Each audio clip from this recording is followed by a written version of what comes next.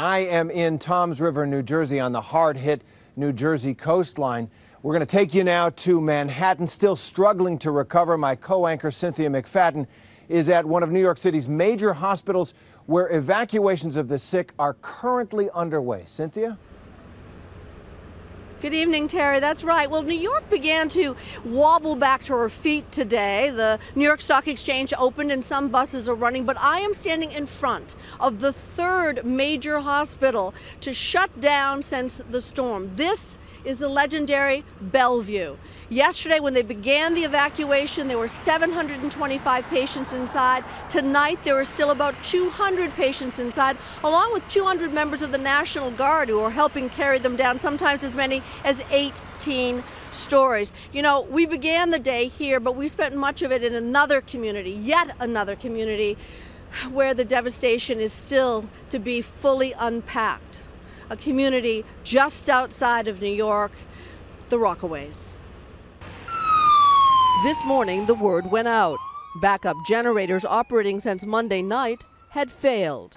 National Guard troops called in to help carry out hundreds of patients from Bellevue, one of the country's busiest. Some patients having to be carried down from as high as the 18th floor. We have not experienced anything on this scale.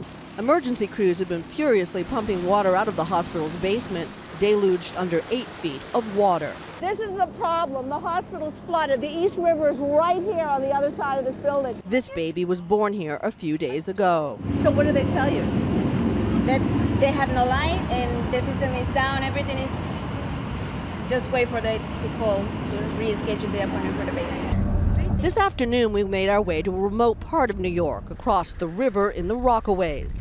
Look, everybody's been flooded. Hard hit and isolated by Sandy's ferocious triple assault of wind, water, and fire. The reason they dug the hole here is this is where the drain is. Every single home we saw was damaged.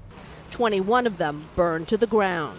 It's a landscape peppered with melted cars, staircases leading nowhere, as residents' possessions were lined up along the sidewalks. Look at this, just house after house, every single house.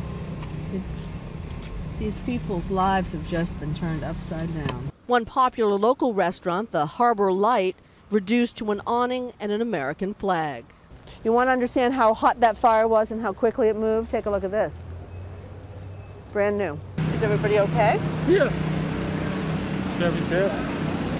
Here, where the Manhattan skyline is visible in the distance, we found the residents angry, feeling forgotten. They say that nobody has been here yet to help them. I'm pissed off, yes. But most we talked to were trying to dig their homes out, neighbor to neighbor, piece by piece.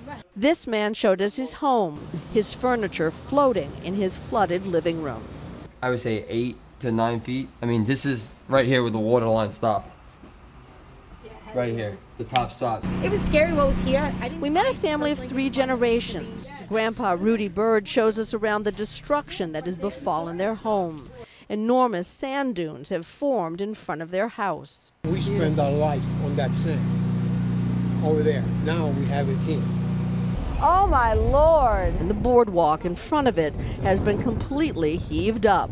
There used to be 12 feet of sand right over here, leveled. This boardwalk, famous old boardwalk, used to be right here.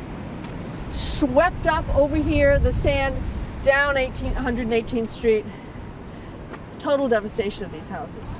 This is yet another community that has suffered terribly. The night of the storm, residents tell us the streets were flooded as fires burned out of control. You've never seen anything like it? Never seen anything like this. 16 years on the job, never. It's a tiny area, and residents are like family to one another here. This is the Atlantic Ocean. Jamaica Bay is that way. Our community is 4 blocks wide. And typically as a community, we're very close-knit. Yet almost everyone in this friendly community chose to stay despite the warnings to evacuate. We're here for last year's storm. We wrote it out. And it was a lesson poorly learned is really what it boils down to. You would evacuate next time if there was a next time. Absolutely. Yvonne Tech tells us that after the destruction was evident, people once again banded together. Yeah, and I like that everybody's helping. A tribute to a resilient community, battered, but surely not broken.